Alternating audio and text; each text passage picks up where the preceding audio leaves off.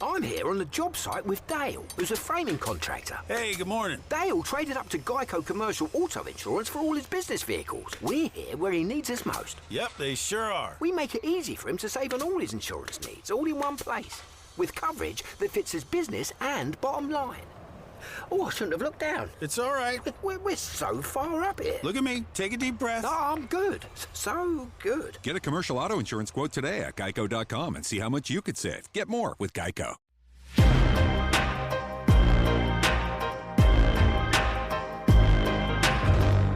Welcome, everyone, to another episode of Streamed and Screened, an entertainment podcast about movies and TV from Lee Enterprises.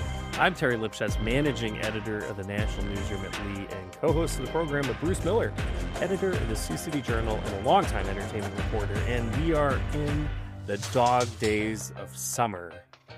Yeah, for everything. I think school is starting, Yes. right? Mm-hmm. And so then you start thinking, well, now, how was summer? Was it good? Or did I have a summer like Bob Odenkirk in Nobody 2, you know? Right. And so I looked back at the movies that have been already this year, and I thought, is any one of these going to be Best Picture? And I have some contenders for you. Okay. So I know now I'm going to mention this first one, and you're going to say, still haven't seen it yet. Right. F1. I still haven't seen it yet. See, I could call that sucker. And F1, I think, because it was original, had a shot, Right. but it didn't hang around long enough. And Yeah. I think it's not going to be a best. It'll win probably something in special effects. Or sound It'll probably editing get or like something. sound. Yeah, Yeah. yeah, yeah. Those are sure winners there. But I don't really know that it has the oomph it needs to be Best Picture. I will say this. Then So I didn't get a chance Yeah. to see the movie yet. I do want to see it. But my mom went with one of her friends and went to see it. And I kind of laughed when she texted me. He's like, "Oh, I'm going to see the movies. We're going to go see F1." And I'm kind of chuckling to myself.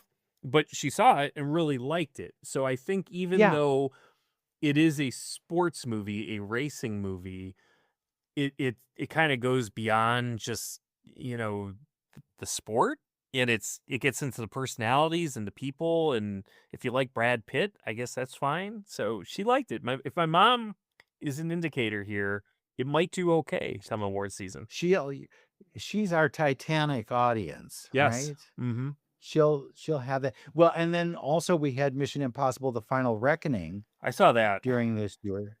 And again, I think they fall in the same pot. Yeah. They have a shot at like stunt driving or whatever it would be, that new category. Right. But I don't think it's a Best Picture. No. Mm. It was you're never gonna nominate a James Bond movie for Best Picture. It might win for Best Song when the theme song wins, Right. but you're not nominating that thing for anything other than maybe special effects or stunts or whatever. I like the movie, and I've liked most of the Mission Impossible movies, but yeah, that's a popcorn movie. Okay, did you see Jurassic World Rebirth? I don't think anybody saw Jurassic World Rebirth.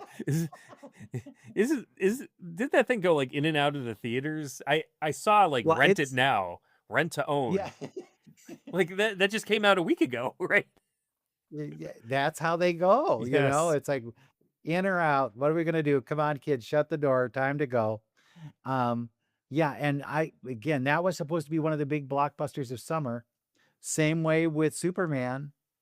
Yeah. It had all that kind of hype underneath it. Now, some of the ones that I think have a shot. No, I'm hedging. I'm hedging here. Mm-hmm. Life of Chuck. That was the one that was based on a short story by Stephen King. Do you Right. remember this? Talking about this one, where it tells you to kind of appreciate every moment you have. Mm-hmm. And Tom Hiddleston's in it, and he does dance. Slight possibility, but I don't think it's going to burn up the world. Mickey 17, which was the Robert Pattinson one where he played clones. Right. Possible. Yep. Possible. Sinners, the one with Michael B. Jordan as brothers, and then it kind of takes a veer into the supernatural. Kind of gave us a thought of what the birth of the blues was, Right. even though it's um then we had weapons just this within the last couple of weeks, which is getting a lot of traction, which I think is good. But again, it's a horror film. It's not a best picture candidate. Right. And then two that I think that do have a little punch. Warfare, that was one where they were embedded into a mission in Iraq, Oh, right. and you got a chance to see what it was like for the man and the very young men in the war. And I think that had a little something, but again, somebody's got to pick up the challenge here and say, I think we need to look at this one more time. Right. Well, and And then another, that's that Alex Garland film, right? And he did right. coming off of Civil War. Not related films, but it's just he kind of did back-to-back war movies. And then he also had a party in 28 years Right, later. right. Which And I think that one that's, didn't do well at the box office at all. but that's another one that had a little quality to it that Right. I think could make it happen. Okay, so that's, you see, the summer was kind of weak It's in interesting. my So book. I pulled up the box office, and this is really like for 2025 box office. What do you think was the best movie domestic so far this year? Would it have been Mission Impossible? No, that's actually down the list quite a bit. Minecraft Then it's movie. got, I bet it's a cartoon. Is it Le- a cartoon? Yeah, Lilo and Stitch. That's not really a cartoon, The right? live That was action live version. action. Yeah. Yeah, I was actually a little surprised because Minecraft movie #1 domestic. We're not talking just worldwide here. So #1 domestic. Lilo and Stitch is 2 with so Minecraft 423 million, Lilo and Stitch 421 million, Superman 340 million, which surprised me a little bit. I joked about like, did anyone see it? But apparently they did. Jurassic World Rebirth 4th domestic 332 million. But that must have burned out fast. Like everybody must have seen it the first 2 weeks, and it exploded, and then it just kind of died because that thing hit streaming almost immediately. Sinners 278 million. How to Train Your Dragon 262. Fantastic Four 247. Captain America 200 million, and then Mission Impossible 197, and then it just kind of falls off after that. Thunderbolts 190, F1 182. So yeah, I mean it hasn't been a great summer. I mean the only movie of significance in the US to hit $1 billion is Lilo and Stitch worldwide. That went over. There's another movie, I'm assuming this is from like the Chinese market, Neja 2. I don't know what it is. That's got almost 2 billion in sales, but nothing 20 million domestic. So that must be, like we know that the Chinese market is very, very big. They used to gobble up those Bruce Willis movies. Right. And that's where most of I'm actually looking at it right now. Most of the gross came from China. So, and almost nothing from the rest of the world. So, I mean, you're really looking at of the movies that performed well internationally and in the US, Lilo and Stitch only one to top $1 billion. Minecraft movie 955 overall, and Jurassic World 828, and then it kind of tails off after that. So not the best summer, I don't think, for movies.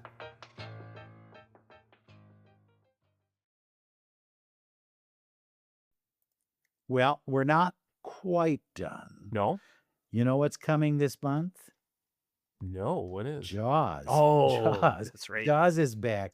The big screen Jaws. And, I bet it'll do well. Yeah. People love, even though it's been like 24 hours a day on certain channels, I think people would like to see it on a big screen and be scared like we were years ago. Right. So that's coming back. Ones that have a shot, and I'm really, a shot is about all I can say. They remade The War of the Roses, Mm-hmm. and now it's Benedict Cumberbatch and Olivia Colman. It's Okay. called The Roses, and that'll be coming out. And it has a good pedigree. There are good people behind it, but if you've already seen it, I don't know that it's going to be a Best Picture. Caught Stealing is an Austin Butler film. Darren Aronofsky is the director. Okay. Could be some, and then Bad Bunny. Bad Bunny is the big kind of one to watch. Okay. Then we get into September and The Long Walk, another Stephen King thing. movie. Yeah. Yeah. And this is where they kill kids that don't keep up. Right. So they're making them walk, and then you didn't make a kid, pooh, you're dead. You know who the villainous like colonel or whoever that is in the movie? Mark Hamill, Luke Skywalker. Oh, really? Yeah. Yeah. Well, he was in the Life of Chuck too. So Was he? he's getting work. Oh, that's good. Yeah. Spinal Tap 2. Now, I think this is one that is the audience still there because it's Yeah. pretty old. That's you're But they're coming appealing back for to one a- last concert, so we'll see. Yeah, you're appealing to a very specific audience. Well, with that and movie. I'm sure they've That's- already figured out if how that to if that movie spill makes it its out money back, I give it a online. shot. Right. It'll be maybe 2 weeks in theaters, and then it'll go to, some service that's going to just push it like crazy. So I'm waiting to see it. They do look really old in the previews. Downton Abbey, the last one. At least they say it's the last one. And I think they shut down the house and everything. So that could be an audience grabber. But of the new stuff, there's a thing called Him, and it involves a football player, and Jordan Peele is the producer of it, not the director of it, but it looks like it has a Jordan Peele kind of approach, like Get Out. Okay. So that could be something. And then Colin Farrell and Margot Robbie are in a film called A Big, Bold, Beautiful Journey. And you don't know what the hell it is from the previews. The previews are running now. And it seems marginal. But then would they have signed up those two at the time? They'd have to have been Oscar nominees when it happened. So we'll see. Xeno is one with a teenager and an alien. This could be the new E.T. We'll see what happens with that one. Okay. And then we've got the big names. Leo, Benicio, Sean Penn are in a movie called One Battle After Another. And it's about a bunch of old revolutionaries who are trying to get a daughter, one of their daughters, out of a cult. Okay. Paul Thomas Anderson directs, and I think this one has the best shot at being Oscar bait. Okay. So we'll see. Then there's Tron Ares, which has Jared Leto in it. Okay. And it's Tron. Right. And I don't think it did all that well when it was Tron initially. So, it's just a lot of other things have conspired over the times. Then we have the Nepo babies. Daniel Day-Lewis's son got him out of retirement for a thing called Anemone. You're right. Yeah. And I wonder if that's going to be anything or just dad's tossing him a bone. I was thinking about that because he obviously was the type of actor that only did very specific roles. Like he wasn't somebody who was packing, he wasn't like Harrison Ford, who was, packing in 4 movies in 3 years kind of guy. He was doing things like, I need to get into my character. I need to prepare. I'm going to exhaust myself until I, near a breaking point, and then I need to take a break because I then have to get back into character for whatever I'm doing next. And yeah, I had that same thought is like, okay, is he coming out of retirement and this is going to be the next big Oscar winning performance, or is his son just doing some movie and he's like, yeah, I'll toss you a bone and do it for you? Well, in that Nepo baby category, M. Night Shyamalan's daughter has a film called The Watchers. Okay. And it's about an artist who's trapped in a forest. Okay. Uh-huh. Good luck, kid. I hope it happens for you. Sounds like something Dad would do. Then we've got Nuremberg, which could be good because it has Russell Crowe and Rami Malek, but then it also could be bad because it has Russell Crowe and Rami Malek. And it's about the Nuremberg trial. So who knows if that's going to be anything.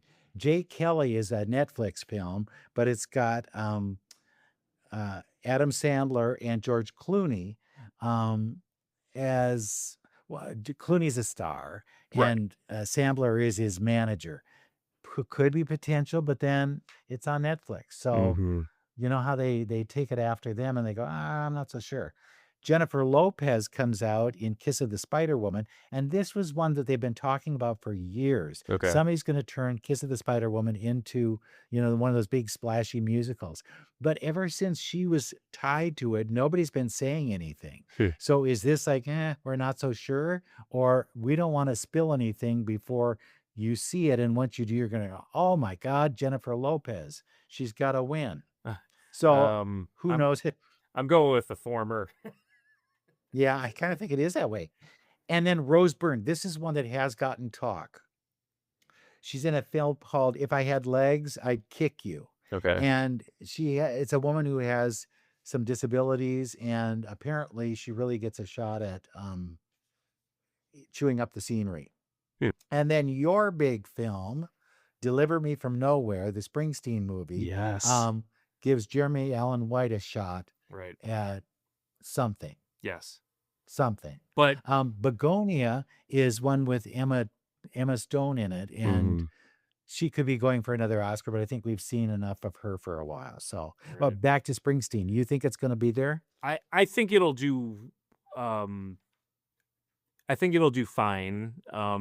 Jeremy Allen White will probably be nominated for a Best Actor. That's my prediction. But I don't think he'll win. I mean, unless he has some amazing performance. But you know how it goes. Like we've done so many of these biopics now. Who's really won? It's just right. They're paint by numbers, and I think people got kind of shell shock after the Freddie Mercury one, right? Because when they found out, oh my God, it was so good, and we saw that one moment from the film a lot in the previews where he's singing, and you think, oh, he's exactly like him. What we didn't realize was that they really did use his voice, the Freddie Mercury's voice, and there wasn't that much more in there that was worth watching. Yeah. Now Jeremy Allen White sings in this. Like he did pull a Timothy Chalamet, and he apparently is singing Springsteen songs. I haven't heard anything yet, really. I think in one of the trailers they kind of blended Bruce's voice with his. Well, and see, is that really legal? Should they do that? I don't know, but it'll be interesting. I'm looking forward to it. The album that wasn't Born in the USA one though, was it? No, this is the album that actually came in between. I just finished reading the book that Deliver Me From Nowhere is based on, and it takes an inside look into the recording of Nebraska. Just kind of like the Cliff's Notes version. He finished recording the album The River, and then, as most musicians do, they begin recording demos or whatever. He had his guitar tech set up a tape recorder at his house, and the intention was, I'm just going to record some demos, take the cassette tape with me to the studio, get the band together, and then we would recut the songs with the full band. And what they found was that the album, no matter what they did, it just didn't sound right based on the types of songs that he was going for. And they ended up taking the demo tape and turned that into the album. And it's one of the more unique things. Yeah, it's one of the great lo-fi albums of all time. And ultimately, it did lead into Born in the USA, because some of those songs, like one of the songs that he demoed was Born in the USA. An interesting part of the book says his big regret at the time was he didn't put the song Born in the USA on Nebraska, and he thinks that ultimately he should have, because a few of the things that they were considering was, do they just release Nebraska on its own, which is what they did? Do they release a double album where you have, like, disc A is the acoustic demo Nebraska album, and it's paired with disc B, which is the electric Born in the USA album? And what they ended up doing was just separating them by a couple of years. But it was interesting, like, I've heard he ended up releasing that demo version of Born in the USA years later, and it's a completely different song. It's the same lyrics, but it comes out completely differently when you don't have that big band behind him. And I think it would have been fascinating had he included that song in its demo version on Nebraska, and then you got the full band version 2 years later. So, and there's Box rumors set. right now that they're going to release something in October. There was something that kind of leaked out from Sony Japan that October 17th, a release of some sort is going to come out. And the speculation is it's going to be a reissue of some sort of the original album Nebraska, paired with outtakes from the session, and then possibly also the mythical Electric Nebraska, which is the album that he recorded with the band and then shelved because he wanted the lo-fi version. So it's confirmed. He finally acknowledged that, yes, Electric Nebraska exists, but we will see. Imagine if we were able to kind of take old stories and throw them on a disc Right. and say, here are some of the lesser things I did, and then here's one good one, Yeah. and then see what happens if it gets there. Well, I'm waiting for it. I know that you're waiting even more than I yes. am now that I'm you have that so background. excited. But all right, another one you'll be waiting for, because I know your family went, was Wicked Part 2. Yep. Excited for that too. Absolutely. And then we finally wrap that sucker up. But the one that's going to do well in China and it's going to make the big money, Zootopia 2. Oh, yeah.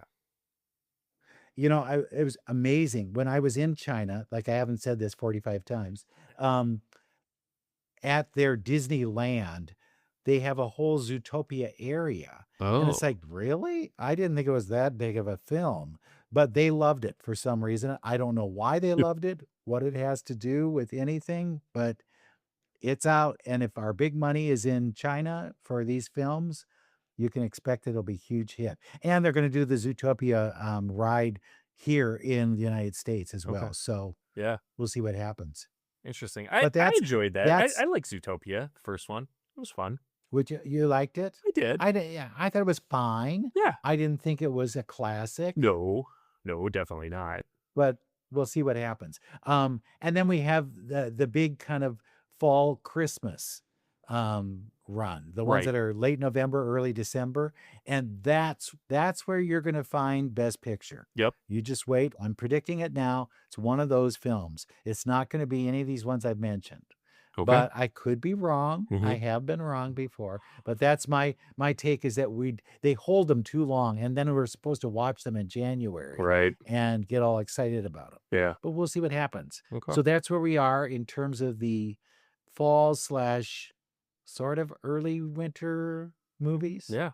There's a lot on the horizon, that's for sure. More for us to do. Absolutely. All right. Well, I need to let you go because you need to get back on vacation, right? I do. Hey, what am I doing? I'm cleaning. Actually started school today. I've been teaching forever. Yep. And I wore like school clothes, right? Wouldn't you wear school clothes? It was so hot at school. I Oh. was dying. I was like, I'm like Rodney Dangerfield pulling at the neck and going, hey, is it hot in here or is it just me? And it was a different world. And they did tell me that they do know how to read cursive. Okay. So I'm excited because I've got cursive kids back. That's fun. Yeah, that's like a dead language now. Right. Cursive. Am I writing in hieroglyphics here? Do you kids want to decipher this for me? Do they So, call you we're do they excited to call see you what that- Mr. Miller? Do they call you Professor No. Miller? No, they don't. I mean, they try. They do that if they want to suck up to you. Yes. But I tell them in a newsroom, we don't call each other Mr. or Mrs. or Miss or whatever it might be, because we're just too busy trying to get the news out. That's right. And so please don't use those. Call me Bruce. That's There you who go. I am.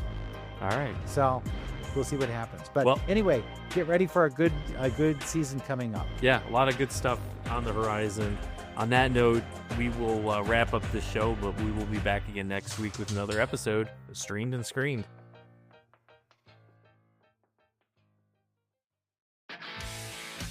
If you're a lineman in charge of keeping the lights on, Granger understands that you go to great lengths and sometimes heights to ensure the power is always flowing.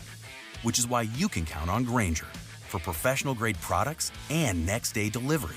So you have everything you need to get the job done. Call 1-800-GRAINGER, click Grainger.com, or just stop by. Grainger, for the ones who get it done.